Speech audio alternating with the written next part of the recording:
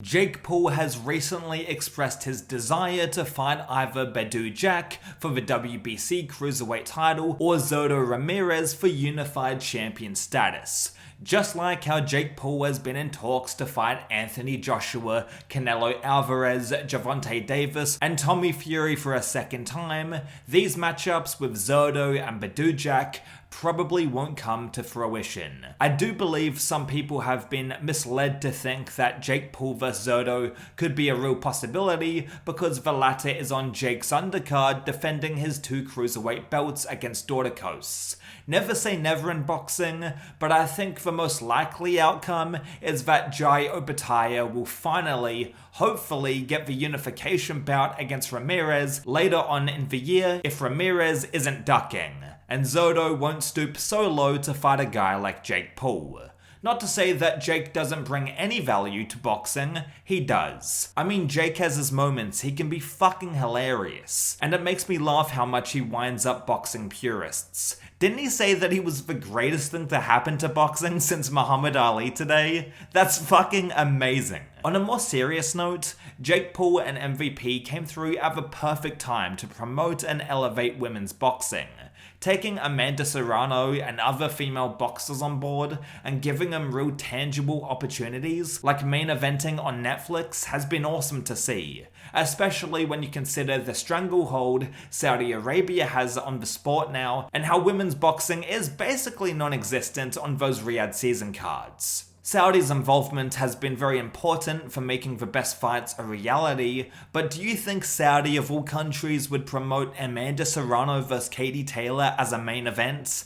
Come on, bro. Jake has a lot of utility as a boxing promoter, and when he retires from fighting, he'll end up being a positive figure in the sport. Right now though, he's like the Bart Simpson of boxing, calling everyone under the sun out, and being a massive fucking nuisance in the eyes of purists. Jake has also acted like a bit of a retirement package for older MMA fighters wanting to chase after one last paycheck. And back when he was fighting the likes of Anderson Silva and Tyron Woodley before he faced professional boxer Tommy Fury, it made sense for Jake's career at the time. Now in 2025, he's fighting Chavez Jr, and that matchup is a bit of a piss take. When Jake beats Chavez Jr, I predict that one of the sanctioning bodies will rank him. Could he go and fight for one of the titles after that? As much as the governing bodies in boxing are fucking corrupt and selfish and only really care about the 3% fee they pinch from champions, I doubt they would sink so low as to make Jake Paul some sort of mandatory challenger.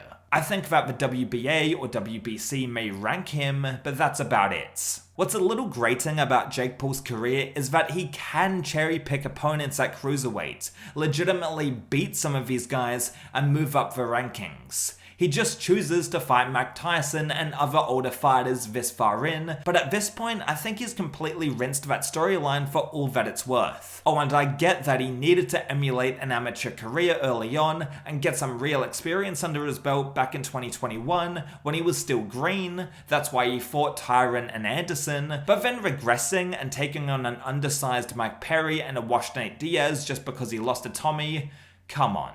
I know they have bigger name value than 90% of cruiserweights, but still. As I was saying, it's totally possible for Jake to find legit cruiserweight guys that he could still beat. I mean, look at Claudio Squayo. Nobody can tell me after watching w.a.d.e.'s last fight against him that Jake Paul would have any problems against Squayo.